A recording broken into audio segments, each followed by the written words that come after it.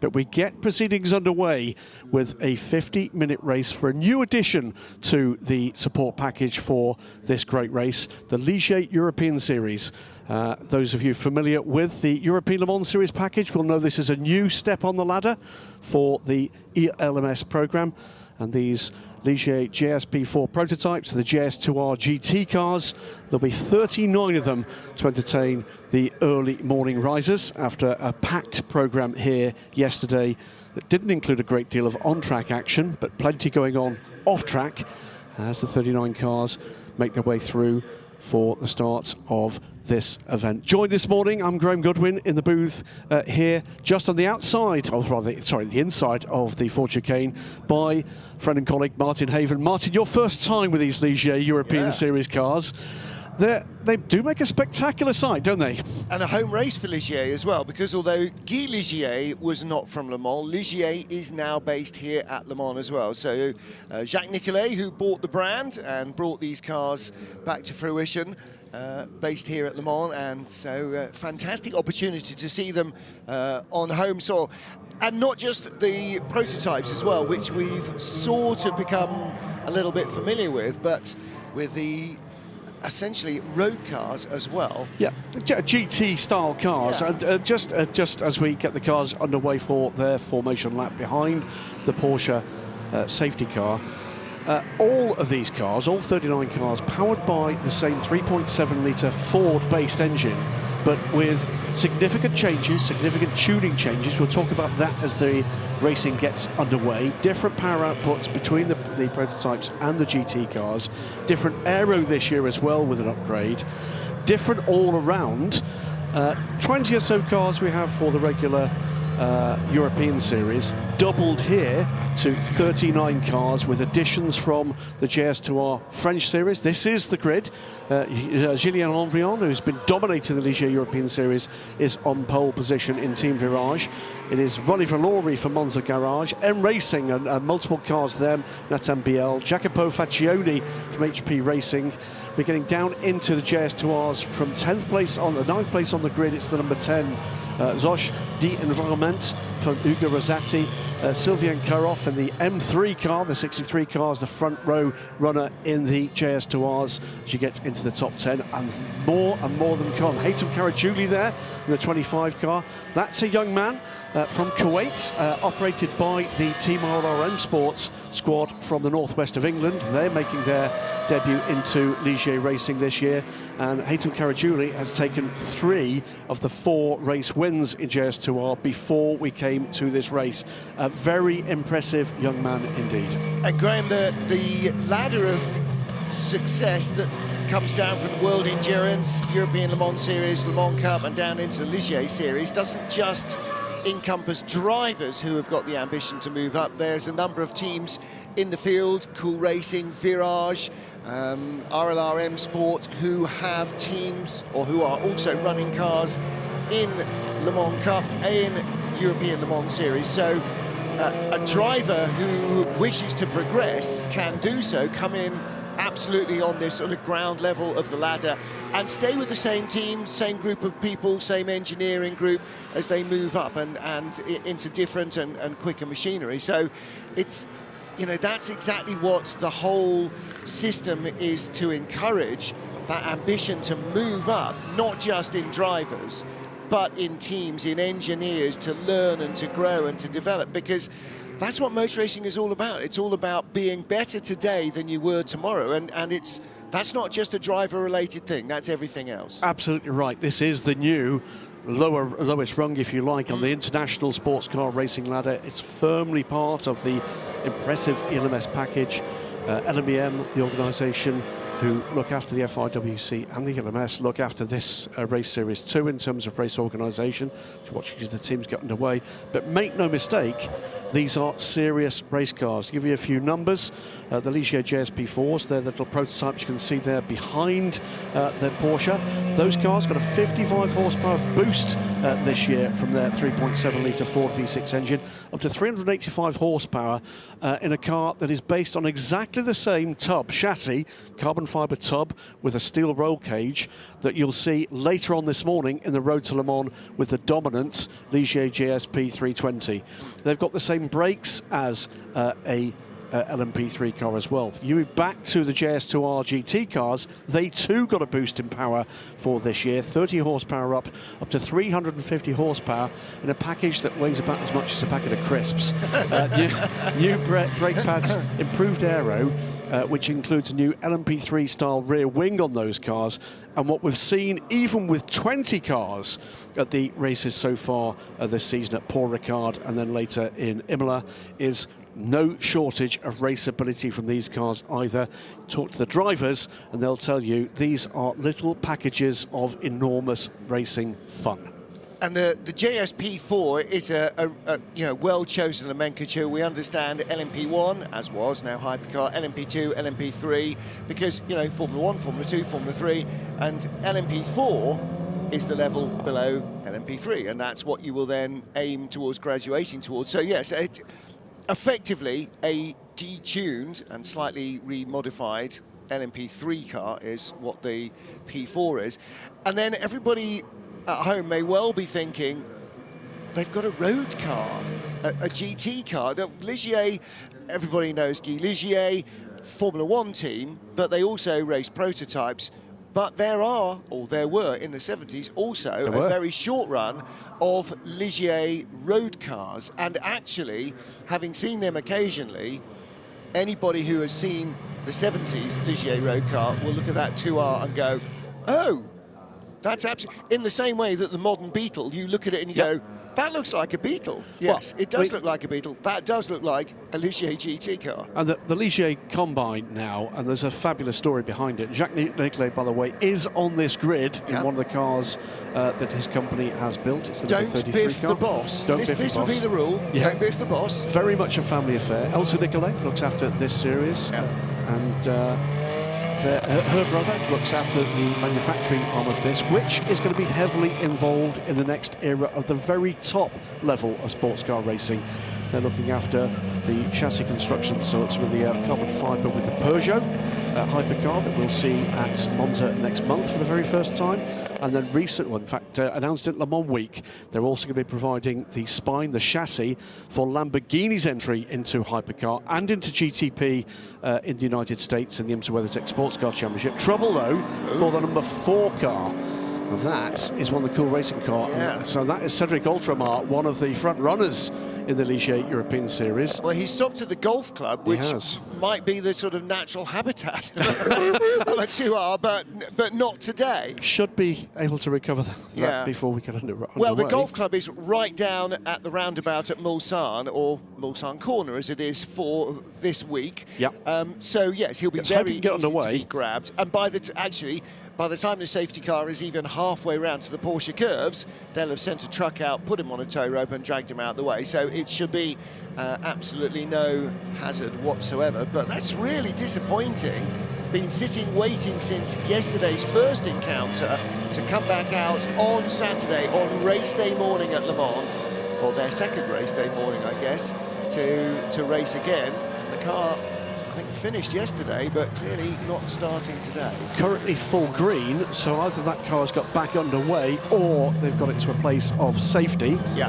Race control will be all over that, I'm sure, as they come through the Porsche curves for the start of the second race for the Ligier European Series this weekend. The first one, by the way, won by the number 16 Team Virage car of Guillaume Orion, and in JS2R, the win went on Thursday to the number 10 Zosch d'Environnement JS2R of Defonu and Rosati. So what adventures await? Beginning to see some bleary-eyed campers at the fence. Some bleary-eyed cameramen and some bleary-eyed commentators as well. It's an early morning start, but then it is an endurance race for everybody, and that's what Le Mans is all about. This is basically a 38, 39 car alarm call, isn't it, for people? It started, race day is here. 2x2 is the signal from the passenger in the leading car. That will be ruthlessly enforced by race control. And the teams will be hearing about any deviation from that instruction pretty quickly after this race gets underway, which will be happening in just a few seconds' time. The Porsche pulls away, allows Guillaume Henrion and Ronnie Valori to control this field. Porsche will pull off sharp now. No, it's going to go further to no. Extra formation lap. Formation lap. So I'm not sure how well that's been communicated to the teams. Let's hope so. Because that has only just popped up on our timing screens. However, oh, someone didn't get the message, did they? Notifiable is that, although this is the second formation lap, the clock has started. Now, does that actually mean that the car that was down there, that number 50 car, has not moved? Or does it mean there's fluid down? Yeah, that's possible. That is possible. Well, we'll take a look, maybe a moment or two down towards Mulsanne corner and see what the situation is. Cars continue round. Just see this as an opportunity for people who've heard the cars on track and get trackside. Yeah. Let's leave it that way. And those crows on the infield, they won't be there for long, will they? Because it's going to get a lot louder. I'm surprised they are after the military helicopter came in this morning. Luckily, we were awake because it is definitely the early morning alarm call on race day, as traditionally has been the case. Yeah. Well, Graham, a lot of this race, or a lot of these cars, are two driver entries, yep. but that's not mandatory. Nope. If you wish to, you can do the entire race on your own. As is often the case with entry-level endurance series, there is a mandatory pit stop time for these cars, so there's no advantage to the teams with two, no disadvantage to the teams with one driver. Yeah.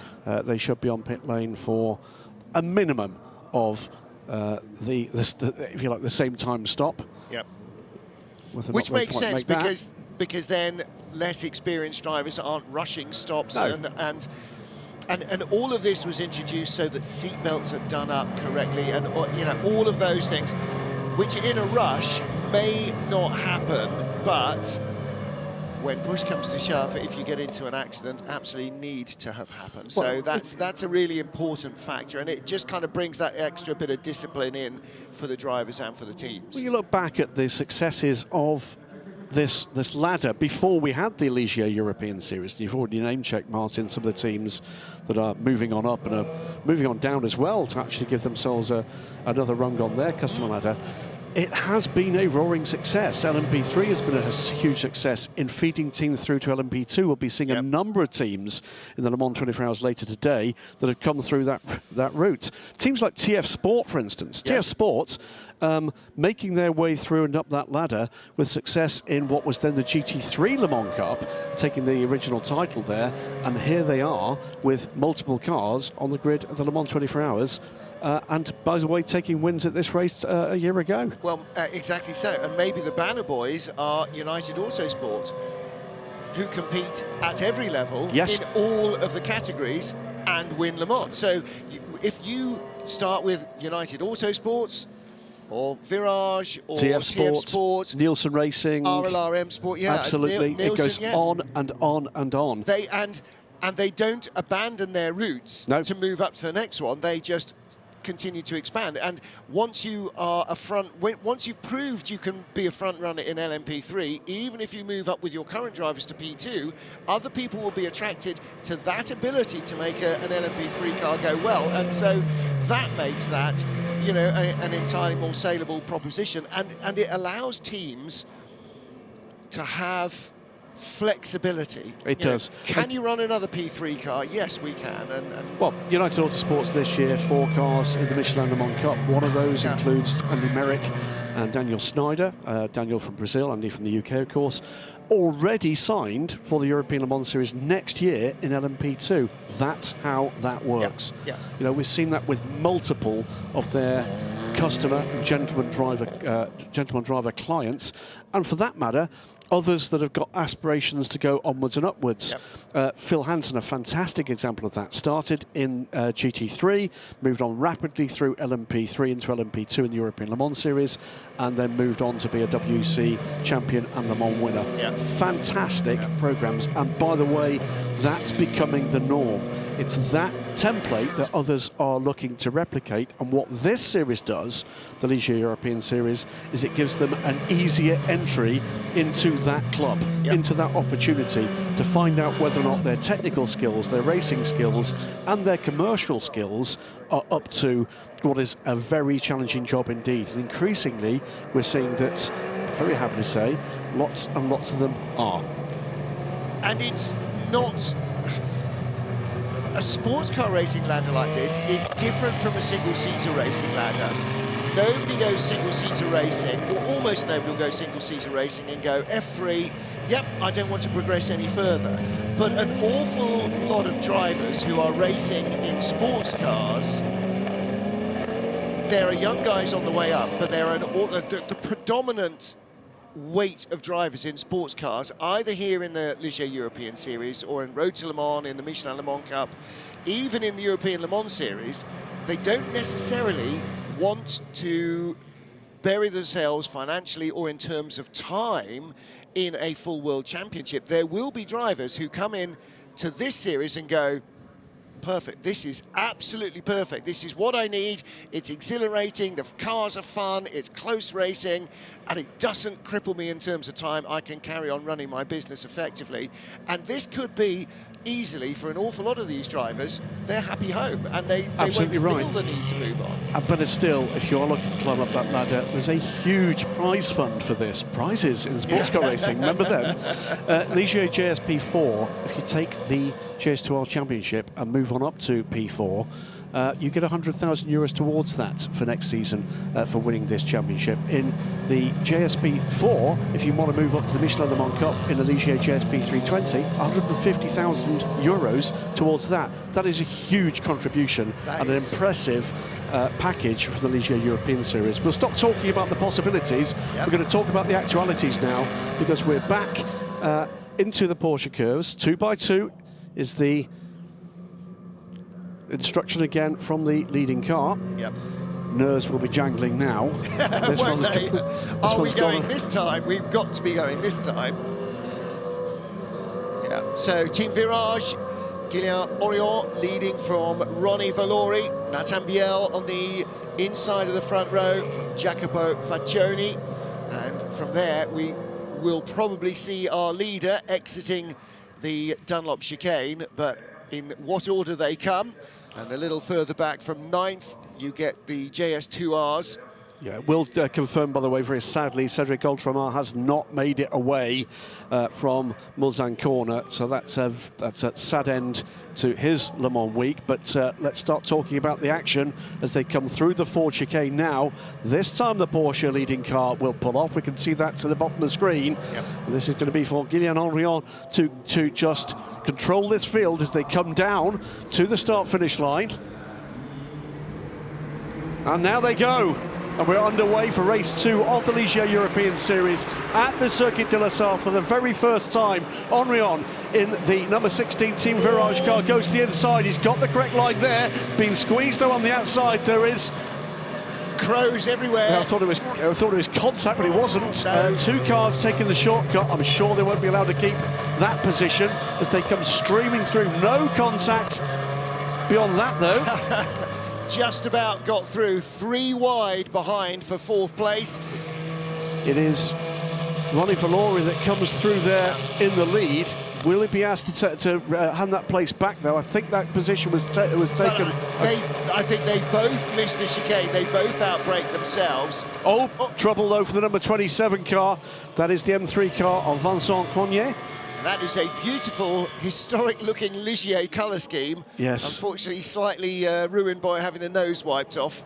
So, got through turn 1, 2, 3 and 4. There goes the pass for the lead. And I think that was given up because he knew he had to. But Ronnie Valori will now, having given the place up, immediately go on the attack. Won't make it there. On the inside, and that was a big dive. It's not happening, overly ambitious there. Yeah. Dived through on the inside because he realised that everybody was on the brakes and he was not going to be able to stop. That was a really That's smart Nathan Biel. move. That was Nathan Biel. But Nathan Biel just missed either he had an issue there or he missed the braking entirely, and knew that he was in danger of running into the 2 cars in front, so actually diving to the inside was self-preservation. He knew he was going to overshoot the turn, and now he's got a queue of 3 cars coming down the inside of him. 3 wide into the second chicane, Martin. Busy, busy, busy, and Biel getting eased out on the outside as well, hits the curb on the exit. There's the 53 car dropping like a stone. He's down to about 8th place now. Yeah, it's Henrion from Valori, Tom van Rompuy. It is Jacopo Faccioni in 4th, Kevin Madsen, Andre Vajja, and then Nathan Biel. And still there. These are very raceable cars, aren't they? 3-1 again. Sweeping down the straight like in a sinuous snake, almost like small capacity motorcycle racing as they pick up the toe off each other. Yep, Jacopo Faccioni, he was making up ground there, but I think he's compromised his exit from Mulsanne corner, going back alongside, and I think through back into 3rd place, Kevin Madsen in the latest Arb car. It has indeed. There is no shortage of action here. Cracking stuff from the Ligier European Series this early on. Faccioni, and that's redefinition of track limits and airborne briefly as well. Oh dear. Absolutely fantastic. This is like Caterham racing. Yeah, 85 car comes through and into 4th place as a result of that. That's the smart driving for the smart driving car. Up the inside now takes 3rd place. Lovely, lovely stuff from Andre Vajja, the Romanian driver. We are going to go, by the way, to a slow zone when we complete this lap, but there's plenty of racing before we get there. Great stuff from the JSP4 car pack. We've not even had a chance to look at the JS2Rs yet. It's absolutely manic, isn't it? 53 car Nathan Biel beginning to push again, and he goes through and up into 4th place. So Nathan Biel on a recovery drive, but he'll need to get busy here. 5th place, my apologies. At the back of the shot there is the red and black J2R of the leader, Hugo Rosati, yesterday's winner. Mikel Mota is 2nd. Antoine Mas 3rd, ahead of Xavier Follafont. And in 5th place, Sylvain Caroff. But as you said, Graham, with this 5-car battle of slipstreaming loonies, it's absolutely frantic stuff. This is like the last lap rushing to the flag, isn't it? Yep. It's actually the first lap. Good morning, everybody. It's the Ligier European Series. This could become a favourite, couldn't it? Up the inside again this time from Nathan Biel. Yeah. Took the place, lost the place, took the place, lost the place, took the place again. That's what you want. And that's the last 3 corners. And do you know what? You know what I was saying? Well, I could see how this would be a series that some gentleman drivers would sort of settle in and go, yeah, that doesn't take up too much time, but it's a good adrenaline pump. Should say, by the way, trouble as well, by the look of things, for the Pegasus racing car, the number 17 of Antonino. There he is. There he is. No slow zone here, by the way, exiting the Dunlop chicane. So it is all clear down in the S's. They can race on. Whoa! Just diving in a little too deep at the back of the queue, Philip Andrescu. And there is our JS2R leader, Hugo Rosati, yesterday's race winner. Yeah, we finally get a chance to pause, breathe, and look at JS2R. It's a neat, tidy look from that car, and great driving as well. Hugo Rosati has made it away. All Heads Racing, Tanguy Ide, and also... Yeah. It's the RLR M Sport car. It's the second one of Horst Felix Felbermeyer. Yeah. Oh, in fact, there are 3 or 4 cars coming in now. There's a little bit of JS2R pit stop activity. 4 cars in the pits at the moment. Yeah, we've got another yellow flag. I'm sure that will be for the number 17 car, but away we go. Guillaume Henrion is getting away here. Ronnie Valori. He is, because everybody else is second. Yeah, Ronnie Valori's lost 2nd place to Andre Vajda, and he goes wide there. That's going to cost him time and distance, and that was... Goodness me, and behind, spinning, getting in far too deep. Who was that? That's Jacopo Faccioni. Jacopo Faccioni, I think, was just had his eyes full of Ligier's, all sorts of places they shouldn't be, and got himself into trouble by not really concentrating on his job in hand. So the 4 3 cars... wide almost again here, Martin, as they come down towards the 2nd chicane. 4 cars in the pits. Are they now doing their mandatory pit stop? I'm guessing they must be. And single driver. On the inside, what a move there from Nathan Biel.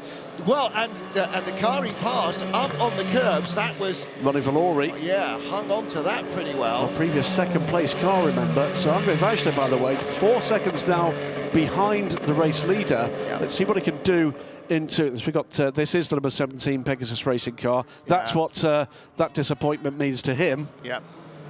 And it would. Why would it not? You know, you're here at Le Mans, you want to finish the race. Nathan Biel dives to the inside again, moves up to 4th place now. This is a great battle for 4th place. And there's the leader. You know, they've got visual. If they just calm down a little bit for 2 laps, they would be right with him, because this queue of cars, if they stopped fighting, if Nathan Biel gets to the front and can tow them along, will all go faster than the leader can on his own. Side by side again for this 4th place battle between Nathan Biel and Ronnie Valori, and it's not quite wheel-banging stuff.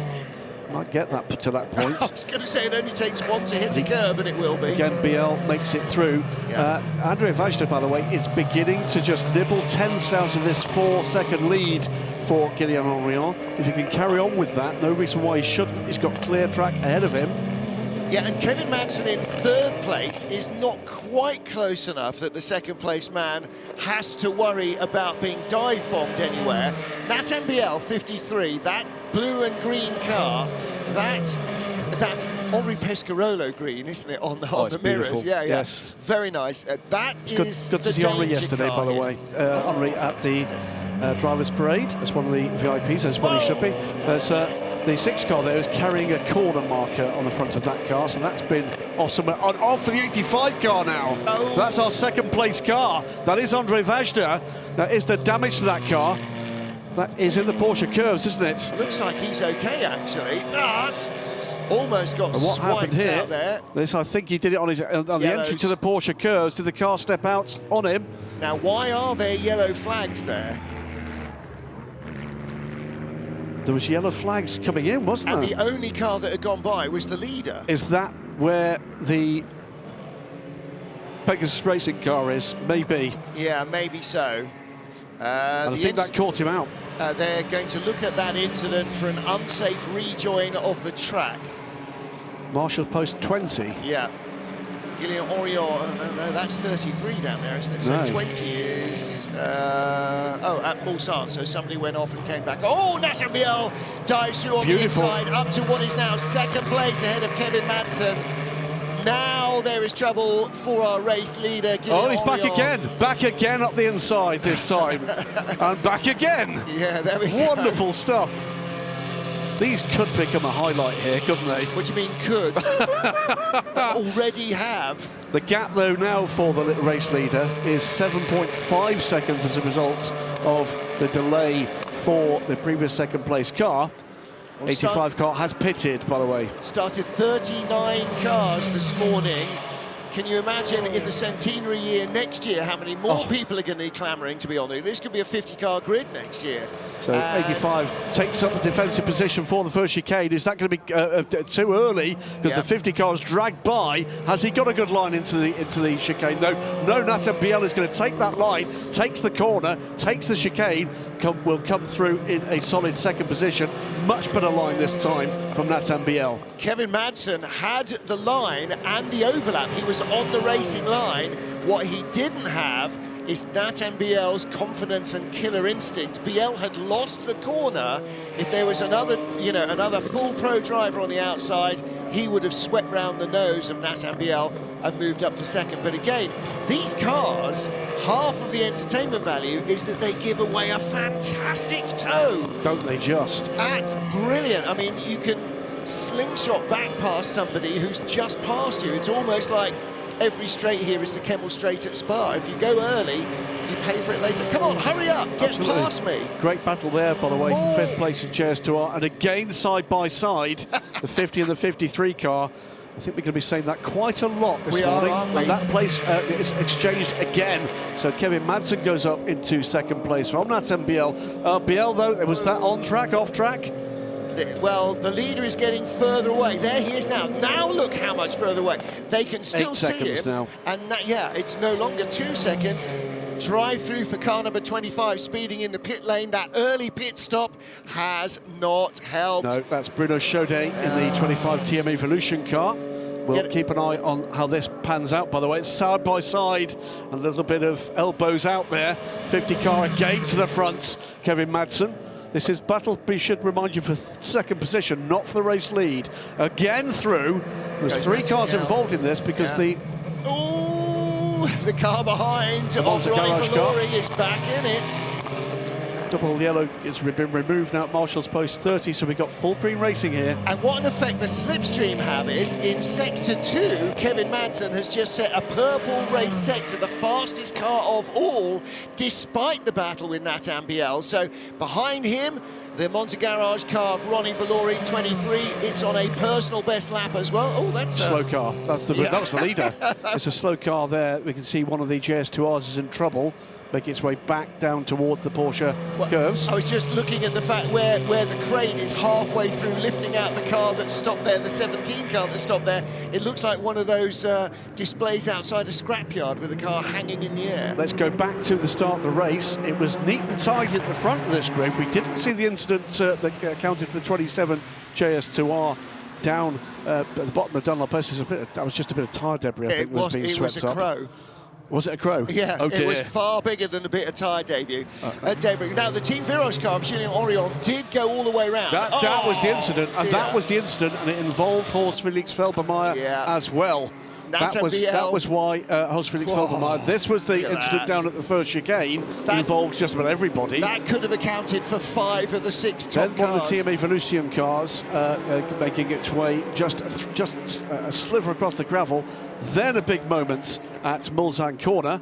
Oh, good grief. Great stuff here, though. Oh, my goodness me. Julien Orion, meanwhile, continues his quiet, not that quiet, he's got 3.7 litres of Ford V6 in his ears, drive in the French countryside. The danger now, of course, is that when he gets onto the last lap and he knows it's the last lap and he's heading towards home, that he lets his guard down.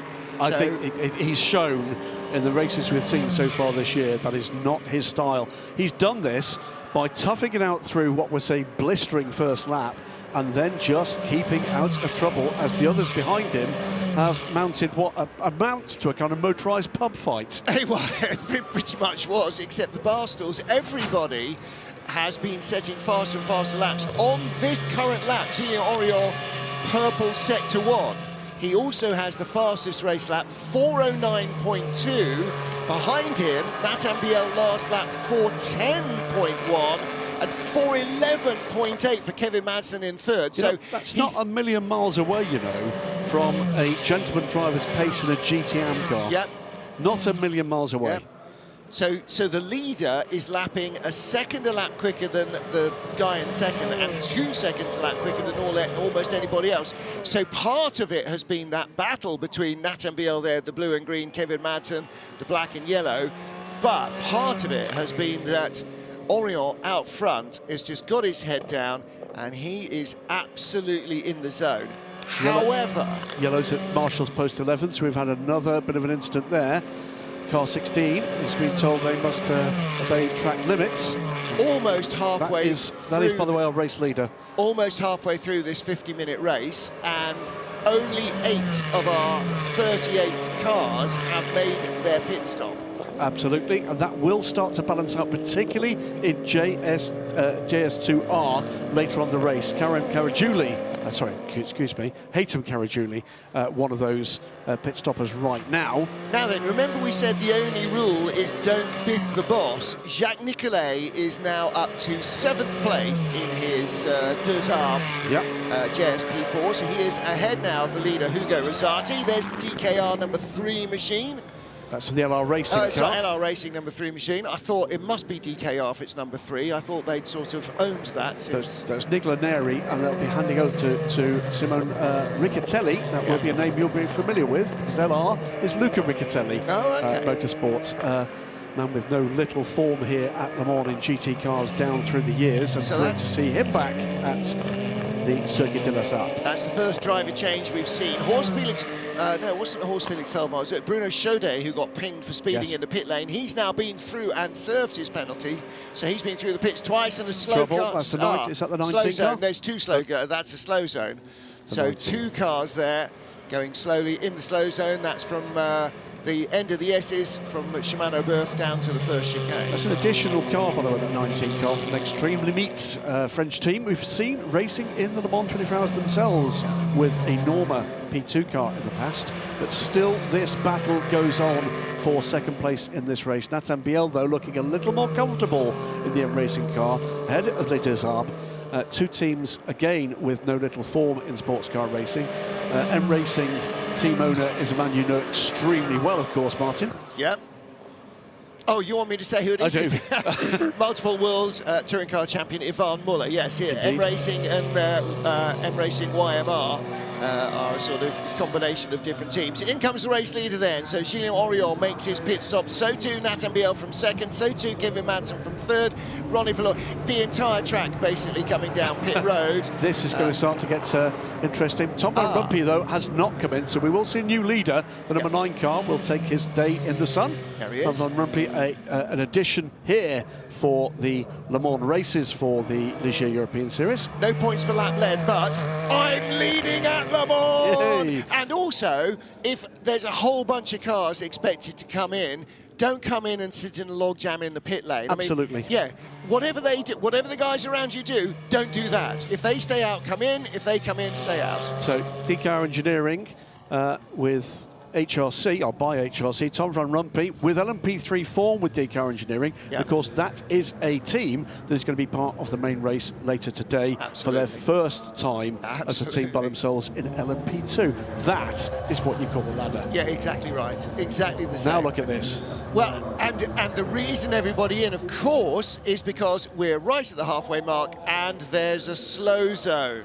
Change of rear wing for the leading car in JS2R, I'm noticing there. Yep. It's the red and black car, middle of the screen. Number 9 car here. This is because there is That's a slow the race zone. leader. Yeah, and Now it goes green. There he goes. But he is going much more slowly from Arnage down towards the first chicane, or was, than anybody else would have been doing under green flag. So he's actually effectively losing race time, whereas the others in the pit lane aren't. So when he stops, if there isn't a slow zone, they will all be going much faster compared to him in the pit stops than he is there compared to them in the pit stops. It's a big error there, actually, from DKR. It might be. Because it might be. whilst at the moment he's got that the lead he's got over the number 50 car, which emerges from the pit lane. It's not quite second because this car is second overall. Yeah, that's our new JS2R leader as well. They've not pitted yet. No, exactly. So that is Olivier Plateau.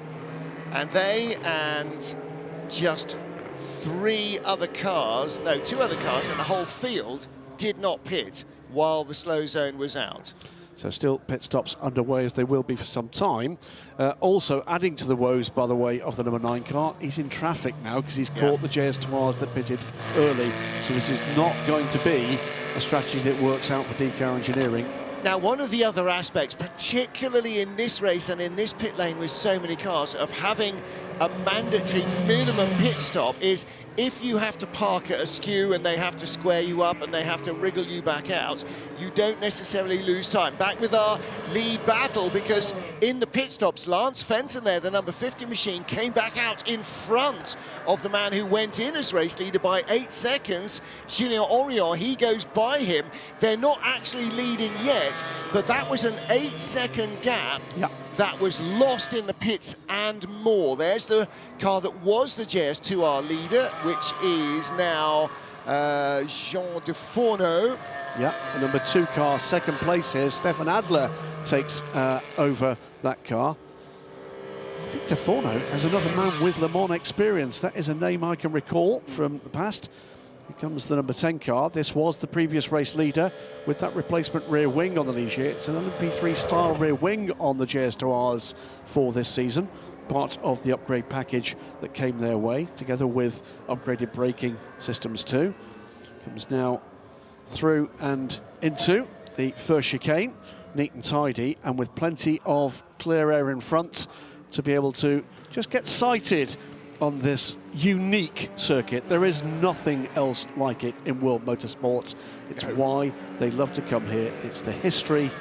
It's everything about this event, Martin. But more than anything, it's Le Mans. I remember talking to Adrian Newey years ago when he came here in a GT car, saying, you know, I know you're a race engineer and you love racing in all aspects and you do historic racing, and said, you know, why are you here? Why are you burying yourself to try and race a GT car? And he said, well, look, they're not going to let me race in Monaco.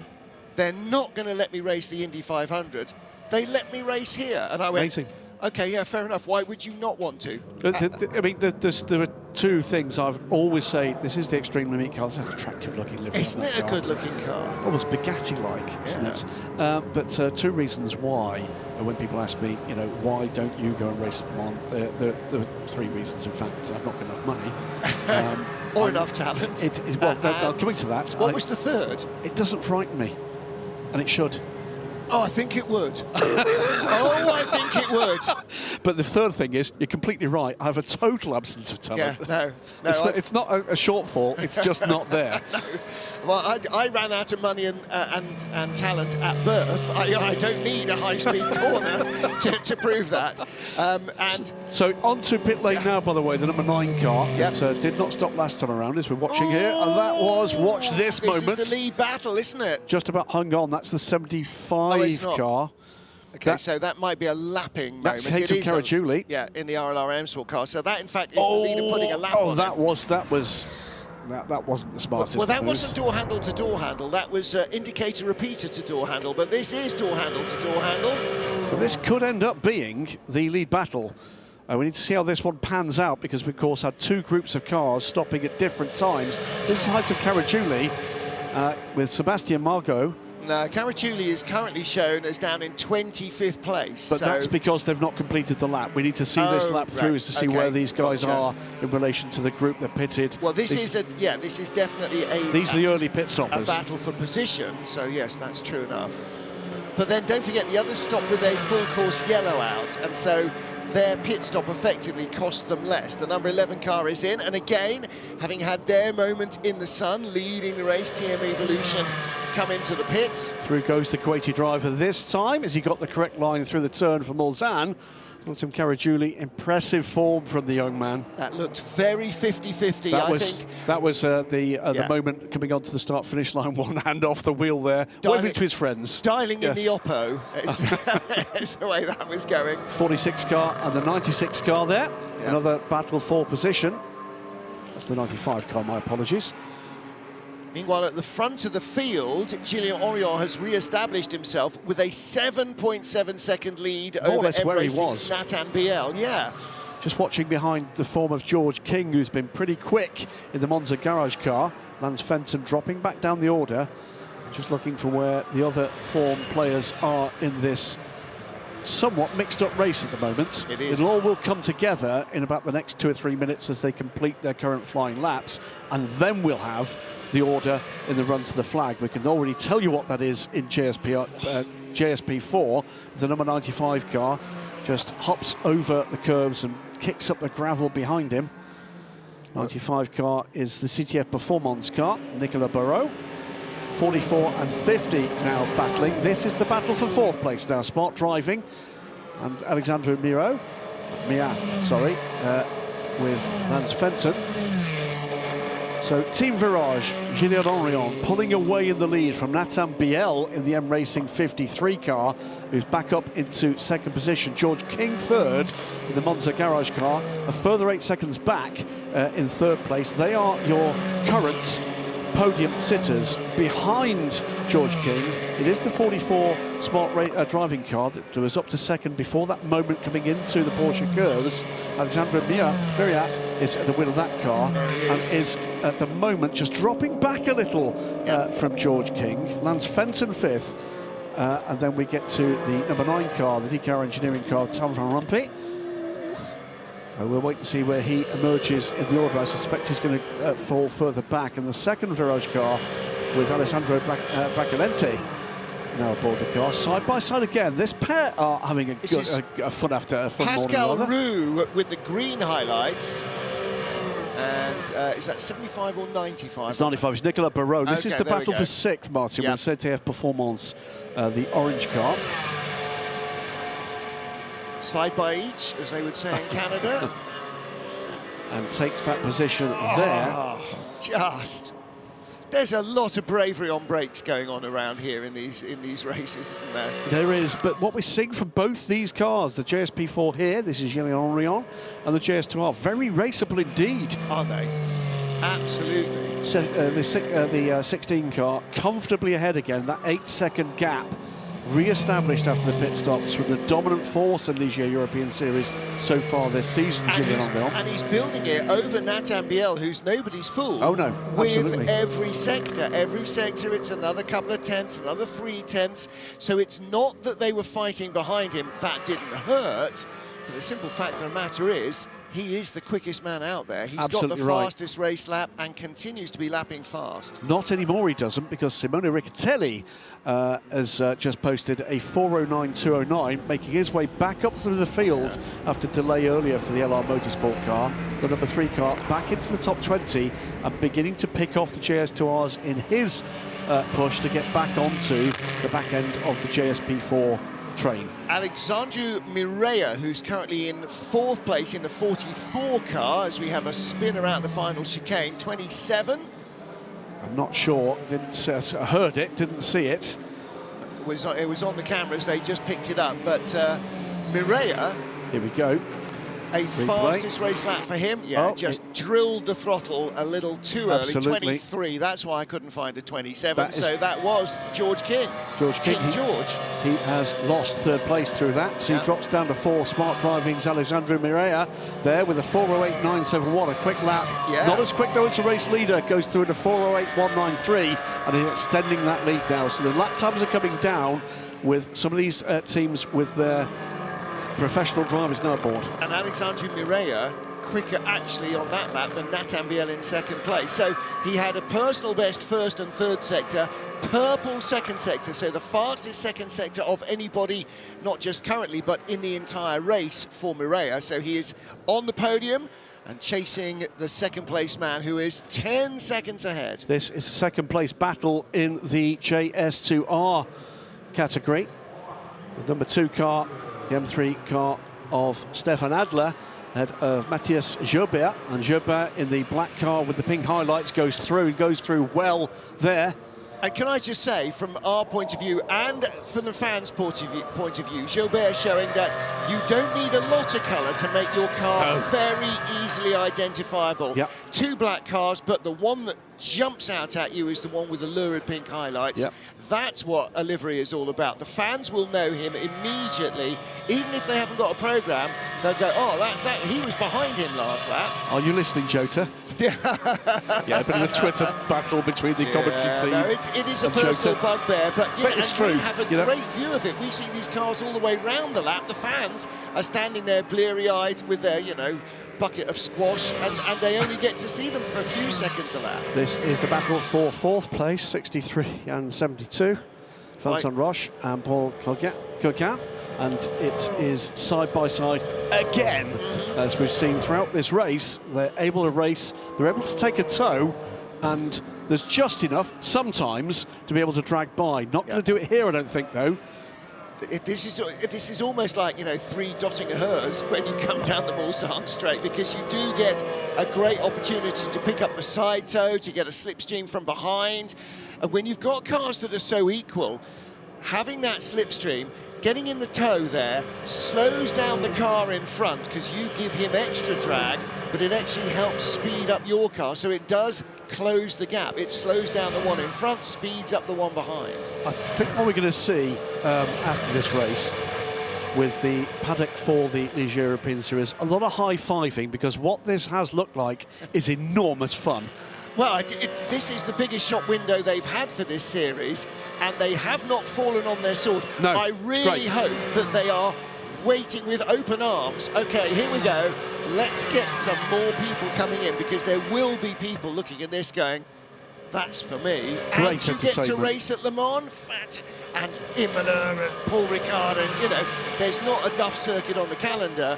And this is absolutely the glittering prize. Well, it's worth saying here, we've 11 minutes to go, and before I start screaming at another battle, which inevitably is going to follow, if you like what you're seeing and you're equipped to do so, get in touch with Ligier Automotive. They'd love to talk to you about the best ways through into this series for later this season or into next season.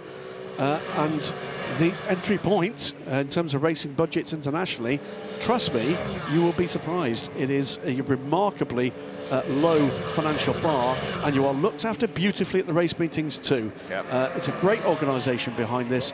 Come and play.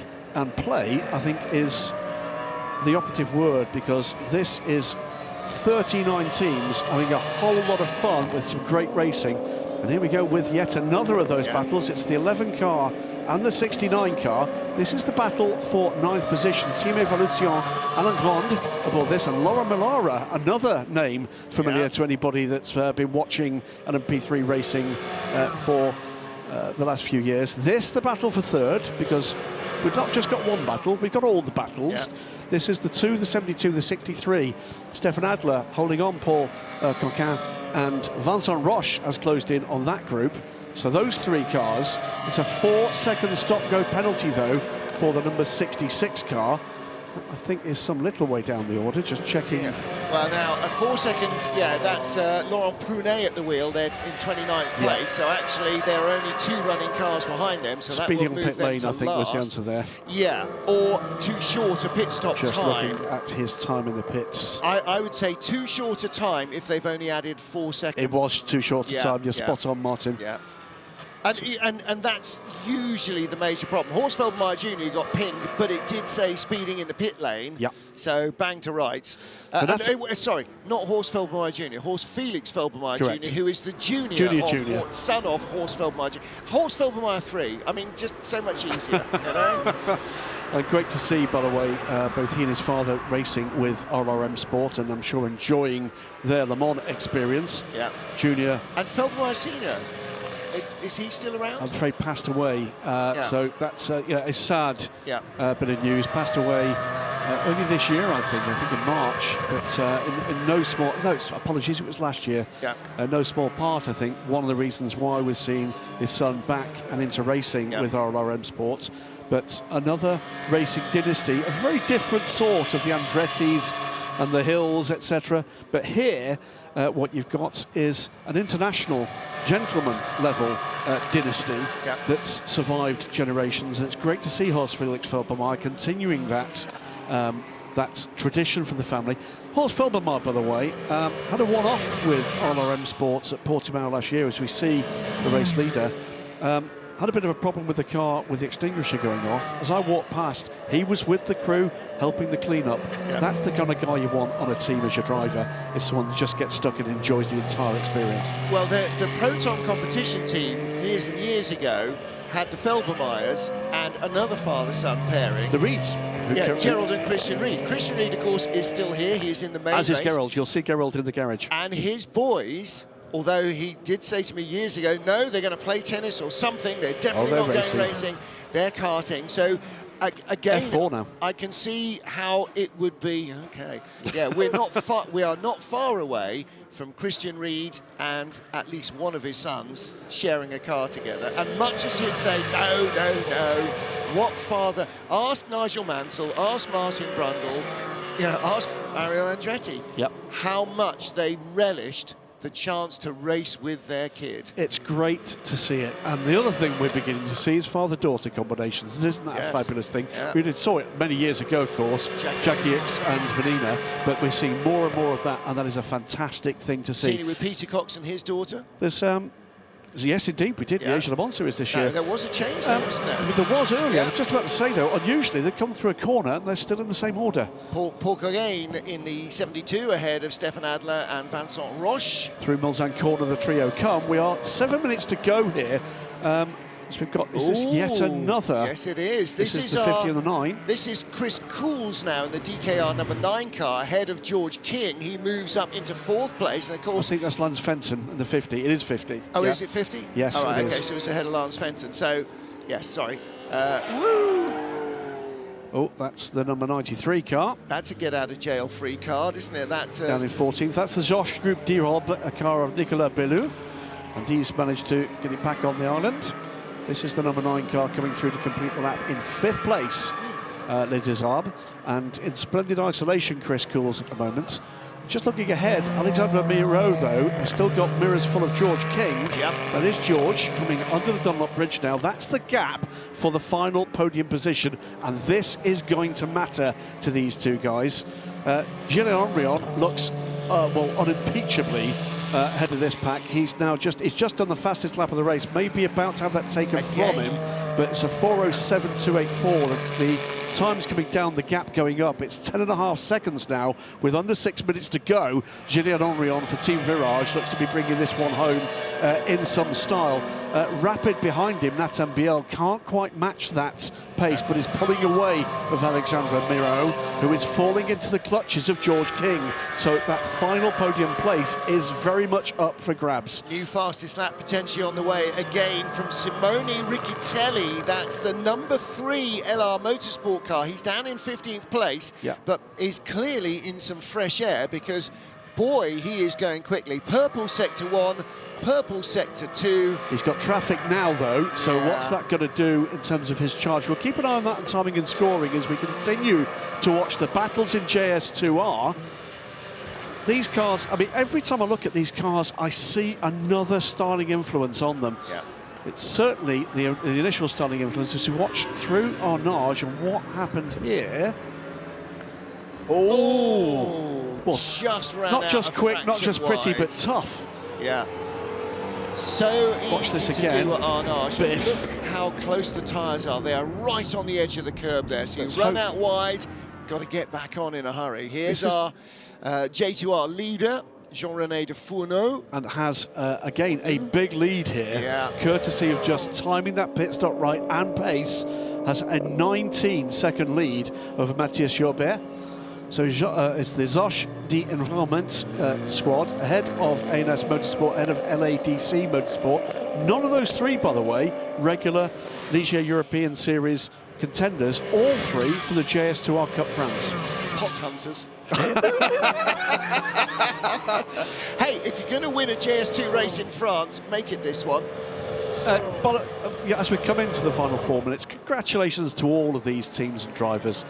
This will be the culmination of a life's dream for many people in this race, and mega news for the Ligier European Series in getting these races together here, and to LMEM and ACO for adding this. It's been a worthy addition, hasn't it, Martin, to the support package here. We've got yellow flags at Marshall's Post 30, which is Porsche curves.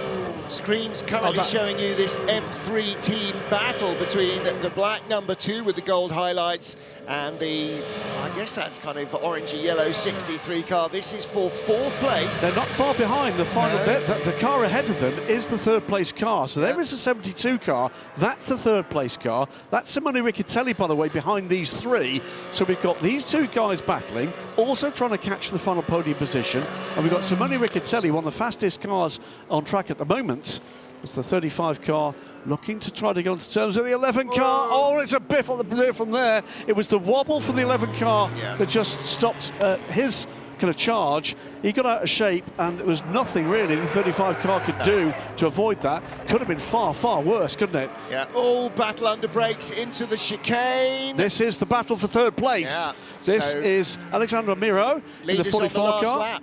This will be the start of the last lap for all of these cars, and George King really drilling the throttle there out of the chicane. Did well to stay away from the gravel traps in that black and blue 23 car. We said this podium position mattered. You could see how much it mattered there. He just got a sniff of a possibility of a maybe, and just rather overdid it, and he's got just 13 kilometres to make it stick. So if you're watching down in the S's, the 2 black cars, one with yellow highlights, one with blue highlights, sweeping down into the S's now. Alexandru Mireia, 44, 3rd place. George King, 44, 3rd.1 position, because that's how close he is behind.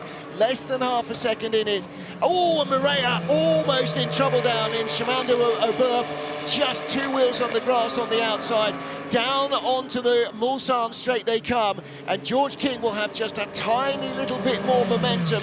This could be a big pass for the podium. Last lap at Le Mans. He's coming, goes to the outside. Is that a fake? No, he's going to try and go around the outside as they come down to the first chicane on the Mulsanne straight. Has he got enough momentum? Has he got enough room? I don't think he has, you know. I think Mireia's going to make this stick into the first chicane. So now it's time for a reprogram for George King, and he almost makes contact. That was a mistake from George King. Goes around the inside here. He's taken position, but must give it back. Well, little final warning for Alexandru Mireia in the 44 car with yellow highlights about abusing track limits. And George King there, he got himself in deep under braking and couldn't get out of it. Now he's trying to come down the inside. He's got the line though here for the second chicane. It's banging wheels this time. We said it mattered. It really does. And don't forget, this is public road, so when he goes over that dotted line... He's got it into third place. George King goes through into third position. But does he hold it on the exit of the chicane? He does. Running off wide there, you pick up all the debris that's on the side of the normal road. Cigarette butts and bits of grit and gravel and tyre rubbish from countless trucks and buses and cars. Cleaning the tyres. Just racing stuff, yeah. Cleaning the tyres and also trying to break the toe. Down to Mulsanne corner they go, and again, Alexandru Mireia. Looks outside. Yeah, gonna have to be very brave or carry a lot of extra speed into this long decreasing right-hander, but again, just flirting with the gravel chap. George King in third, Alexandru Mireia in fourth, heading down towards you if you are watching down at Arnage or Indianapolis. The battle for third is on its way. You'll already have seen the leader, Julien Henrion, the bright yellow team Virage. You'd have seen Nathan Biel with the blue and green. To the outside this time. Takes the position. Takes the position again. The 44 car up into a podium position for the second time on this lap. And George King is going to shoot down the inside. Going to try. Nowhere through closed. there. Wow. Cracking stuff from this pair. Fantastic racing. Alexandru Mireia from Romania up into third. George King back down into fourth. This is an absolute dead heat waiting to happen. But it's no problem, George. Just pass him in the Porsche curves, we say. Why not? You're trying to pass him everywhere else. Yeah. Great stuff from this pair. The clock has run down. Julien Henrion is approaching the finish line. So we wait to see who's going to be joining him on the podium. The last set for the podium. Up the inside of the Porsche curves. Yep. No move through there. It's going to be the Ford chicane or nowhere. Well, the leader will be at the checkered flag any moment now. Here he comes. Let's Julien celebrate Henrion. a fabulous win by Julien Henrion for Team Virage. The number 16 car adds yet more silverware to what is already a packed cabinet. Fastest race lap and top speed. And here we go for third place. He's got it. No, he hasn't. No, he hasn't. Yes, he has. No, he hasn't. Yes, he has. No, he hasn't. Yes, it's a touch. Fabulous stuff. I've seen duller scale electrics races than this. This is fantastic. Oh, and it turns into George King. Oh, dear me. Door banging. And it is going to be George King, I think, that hands on. That is what you call the end of a race. Nathan Biel has taken second. In the end, George King by inches from Alexandru Mireia. What a way to end a race for both of them. Remember I said they both wanted it? Boy, did they want that. Now, they'll either be punching each other's lights out in Parc Fermé or hugging each other with delight, going, oh my goodness, what a race that was. Now remember, we've got a second class in this. JS2R, the number 10 car, way ahead in this battle. We have two classes. We do not have a second class in any way, shape or form in this. The number 10 car, Zosh d'Environnement de Fonu, is going to be coming through here to take this win. Behind, though, there are battles here as well for significant places. Well, and LR Motorsport, Simone Riccitelli, not going to get the fastest race lap at the end of this, but he moves almost up towards the back of the JS2R leader, Jean-Ray de Fourneau. In second place, Mathis Jobert. We barely mentioned him because there's been so much mentalism going on elsewhere in a very good way. This is going to be a win for De Fourneau and as well for Ugo Rassati. Pretty much perfect run for the number 10 car. And what a weekend. Won yesterday, race 1, win today, race 2. That is just exactly what they would have dreamed, probably wouldn't even have dreamed of. Experienced crew in these cars coming now to take the checkered flag, and another win at the Circuit de la Sarthe for the number 10 car. The Zosh d'Environnement JS2R comes through to take the win. It matters to the crew as well. We shouldn't forget that part of this. Of course. Second place at the moment is the hands of the number 6 ANS Motorsport car. Matthias Jobert it will be to bring the number 6 car home. Shares that car with Gregory Sagers, both silver-rated drivers, and they look to be in pretty solid. They do indeed. They've got. That's them. Second place line. There's the NS Motorsport team. Completing the podium, by the way, will be the LADC Motorsports. Oh, by inches! Indeed. by inches over Vincent Roche. It was Paul Cogain. Wow. That's a very close finish as well then. Pascal Roux, Nicolas Bernard. Now then, speaking of the boss and not biffing him, where did he end up? And it does Arbre with, it was Thomas Duchesne, wasn't it, was sharing with... Jacques Nicolet. It was indeed way down for that car. I think they had a bit of a problem just inside the top 20. Well, that was the second race of the Ligier European Series for this weekend. I'm exhausted already. Can I lie down in a dark room? And we've only got 24 hours of racing still to cover today, so thanks, boys. Blimey. We see some pretty entertaining racing around Le Mans. Le Mans is fantastic for that because of the long straights and the high average speed. You spend around 75% of a lap at full throttle in anything here. It is absolutely epic racing, and well, the fans in their tents may have sort of stumbled bleary-eyed out going, oh, already there are cars. If they actually dragged themselves to the fences to watch, that was a barnstorming race in both of our classes. Team Virage then take the win with number 16 JSP4 Ligier for Guillaume Andrion. Team Virage in action later this morning in the Michelin Le Mans Cup as the cars are still coming streaming through and still battling. You know, these guys have been knocking spots off each other for the last 50 minutes. That's exactly what you want. This is bang for your buck. Yep, they've had a great day out. Haven't they? Absolutely cracking day out. There's our JS2R leader, the number 10 car. Number 6 there with the pink highlights in second place. Mathieu Chalbert and Paul Gauguin. The black car with the little gold detailing. Not quite as black and gold as perhaps certain other famous black and gold cars, but again, look at these cars. Look at the livery there on the number 21 car. That's just a fabulous, really lends itself to a great livery. Just a cracking package, both these cars. It's a sub P3 car. We're not allowed to call them LMP4, but the JSP4. There you go, the number 10 car comes home to take the win. That's a happy camper. Absolutely. But the number 10 car there, the Zoche the Environment car, Jean-René Defoneau. Well, we'll take a look at our results in a moment. No question that the 1-2, Julien Orion and Nathan Biel, but the third place battle between George King and Alexandru Mireia will be looked at by the stewards. I think there was an awful lot of biffing and bashing and not very much track limits respecting, but it was the run to the flag. I'm not quite sure how I think they will look at it quite closely because they don't want somebody to really feel like they were badly done by there. No. In JS2R as well, no doubt whatsoever, the number 10 car was our comfortable winner from the battle for second, 6 and 72. And a nice close battle and some really cracking battles down the order.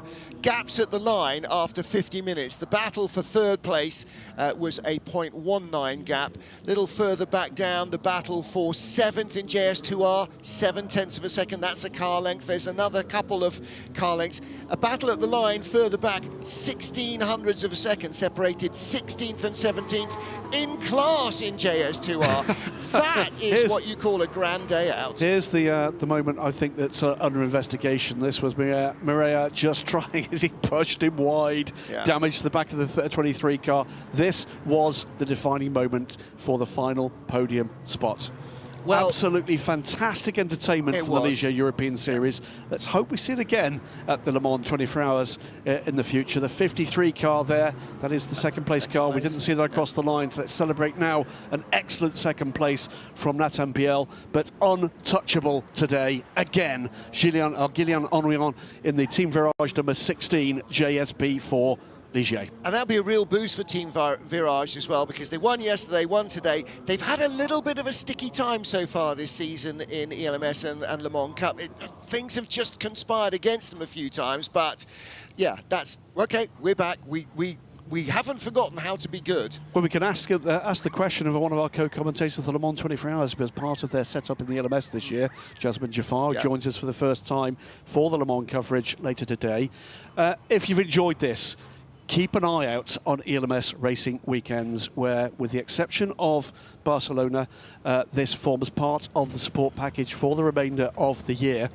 Now, I said there was no question about our first and second place, even though there might have been over the third place battle. Leader under investigation for possible overtaking under yellow flags. Oh dear. Well, so, all right, this will run and roll. Nathan Biel may yet be the only man of the four who came across the line who hasn't potentially infringed. We will wait and see exactly what the stewards decide. Even if there's a time penalty, though, for Gillian Orion, he was clearly head and shoulders above the field. Well, that is the end of the entertainment from the Ligier European Series for this 24 Hours of Le Mans weekend. They'll be back, I'm sure, next year. Thanks to all of the teams and the drivers for such great entertainment. Thanks in particular to Martin Haven for joining me this morning at the Le Mans 24 Hours, and thanks for all of you for tuning in and watching. We'll be back with the Michelin Le Mans Cup later this morning.